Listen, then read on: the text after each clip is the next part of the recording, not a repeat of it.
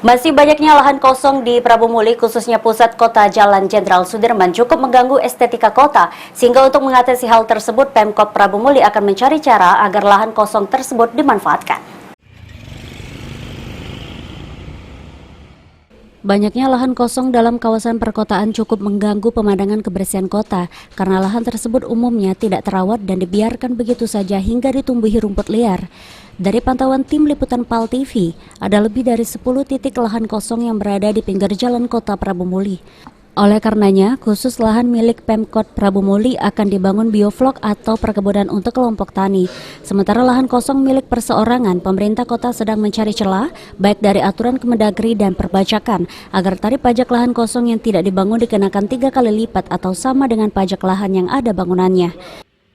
Sudah mencari celah kemarin, kita cari celah aturan Kemendagri, aturan di pajak, boleh nggak? Khusus tanah-tanah kosong, mungkin kita kena ke pajak 3 kali lipat kalau mereka tidak membangun. Pajaknya yang kita naikkan. Artinya pajaknya kita samakan nilai dengan ada bangunan. Nah, kita mencari aturan itu belum ada. Redo Yahya sendiri meminta pemilik lahan segera membangun lahannya atau paling tidak disewakan.